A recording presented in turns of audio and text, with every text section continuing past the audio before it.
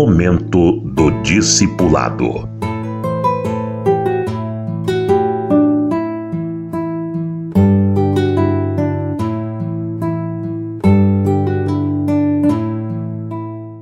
Ensinando o discípulo a dar, a sofrer e a exultar pela breve volta de Jesus. Esses três aspectos eu quero tirar do capítulo 21 de Lucas, são coisas que precisamos ensinar aos discípulos, aos novos crentes. O discipulado é o processo de ensinar um novo como ser um cristão verdadeiro e não somente um esquentador de banco de igreja, um assistidor de reunião. Infelizmente, a maioria dos crentes não passa disso, só sabe assistir a reunião.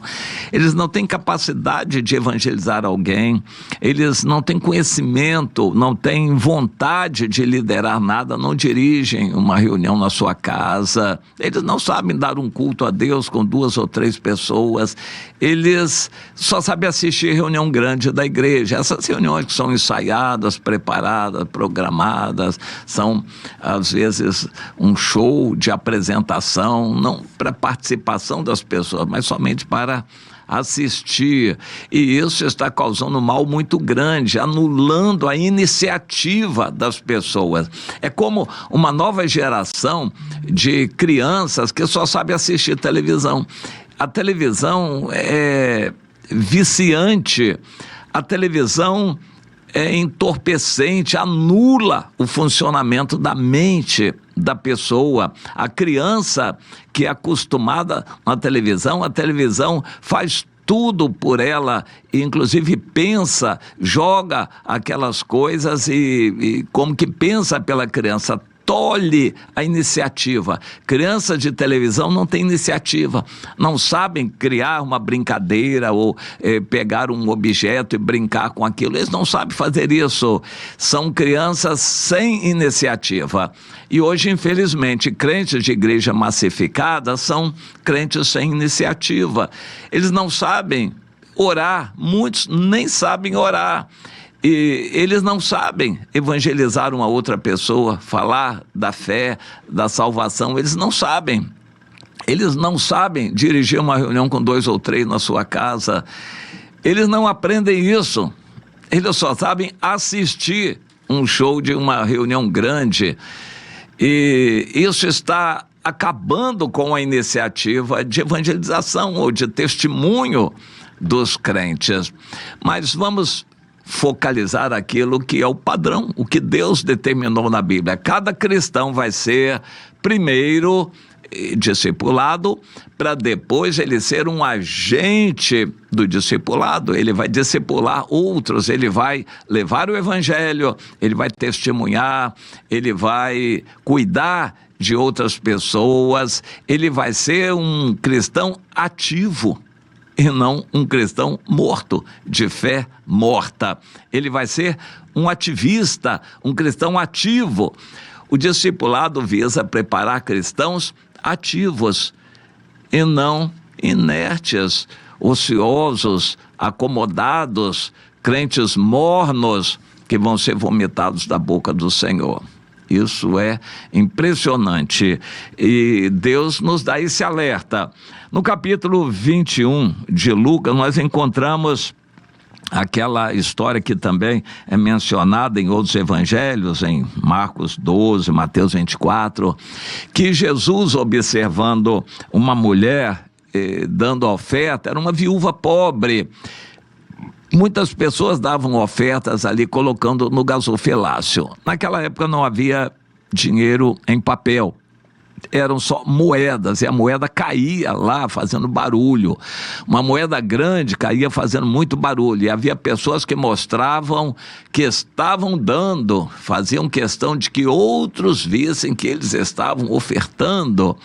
Mas aquela viúva pobre foi lá e colocou 2 pequenas moedinhas, como se hoje fosse 2 moedas de 5 centavos ou de 10 centavos, 2 pequenas moedas. E Jesus, observando, aproveitou e disse para os discípulos: vocês viram essa mulher, verdadeiramente eu digo que essa viúva pobre deu mais do que todos os outros, porque todos os outros deram como oferta aquilo que lhes sobrava. Olha que coisa, você dá só o que sobra. Esta, porém, da sua pobreza, deu tudo o que possuía, todo o seu sustento. O que nós damos para Deus é avaliado pelo que significa para nós. Davi estabeleceu esse princípio: eu não darei ao Senhor algo que não me custe nada. Ou seja, se eu estou dando a sobra, não me custou muita coisa. Mas se eu tirar algo significativo, vou dar meu carro, vou dar minha poupança, eu vou dar aquilo que é importante para mim, é meu sustento, mas eu vou abrir mão, vou reduzir minha comida nesse mês para dar uma oferta especial. Deus vai avaliar essa oferta de acordo com o que custou para você. Entende? Se você dá só a sobra, Jesus já estabeleceu ali o veredito. Vai ser muito pouco avaliado pelo Senhor.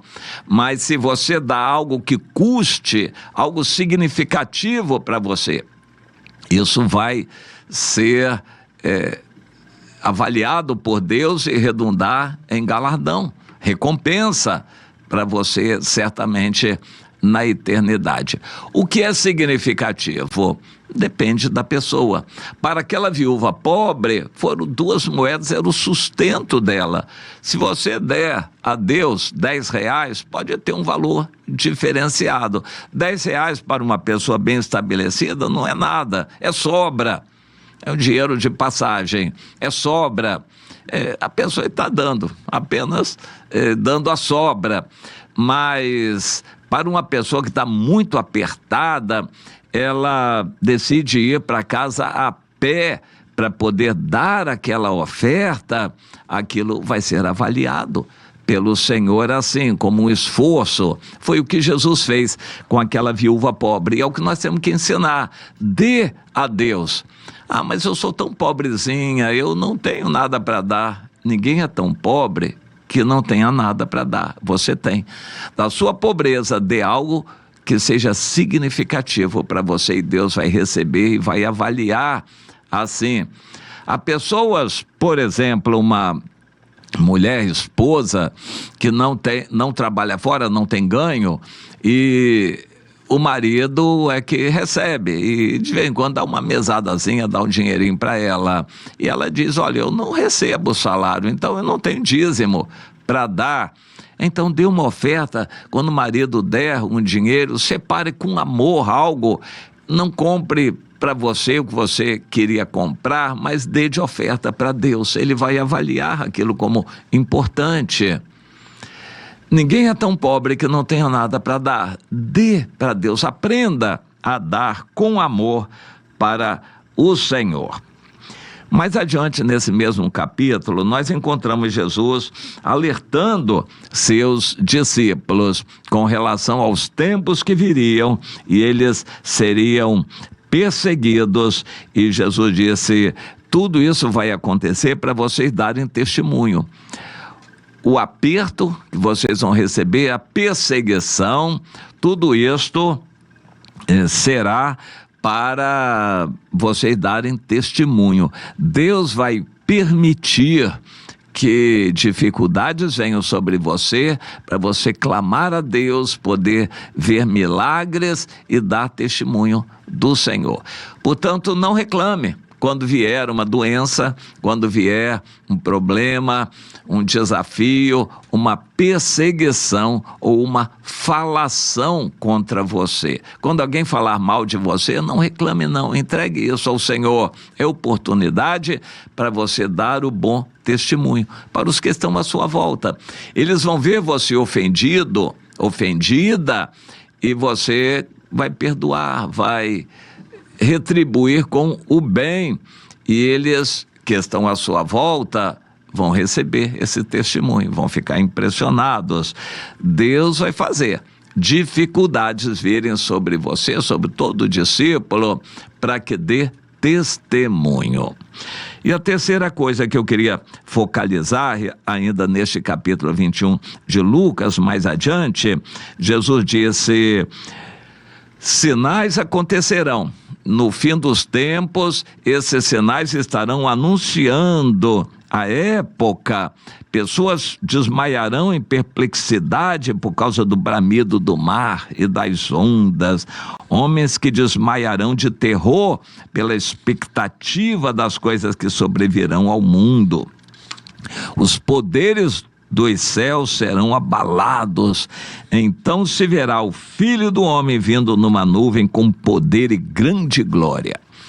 Quando todas as coisas estiverem piorando bastante, os sinais acontecendo, Jesus diz: ao começarem estas coisas a suceder, exultai e erguei a vossa cabeça, porque a vossa redenção se aproxima. Quando o mundo estiver ruim, piorando, as coisas horríveis acontecendo, exulte e louve: Senhor, eu sei que o Senhor está breve para voltar, Maranata, então venha logo, Senhor, exulte com a volta de Jesus. Mas não é o que acontece, os crentes ficam pensando, mas que coisa horrível, viu lá na televisão, mataram a sangue frio, aquela coisa horrível, olha que coisa, nossa vida, o mundo está pervertido mesmo, olha aquele show lá, que pouca vergonha aquilo, olha. E está vendo. Você está falando e está vendo, assistindo, acompanhando. Pois é, a gente deveria estar orando, louvando ao Senhor. Senhor, o mundo está mal, usa-me naquilo que for possível ao meu alcance, porque eu quero ser usado pelo Senhor, mas eu quero me alegrar, porque eu sei que já está muito perto a tua volta, e eu quero me preparar, eu quero alertar outras pessoas, evangelizar estes, eu quero ser usado por ti, usa-me, Senhor. Quando o mundo piorar, você exulte e se ofereça para servir mais ainda ao Senhor. Aprenda essas coisas para você também passar para os novos, esses 3 elementos.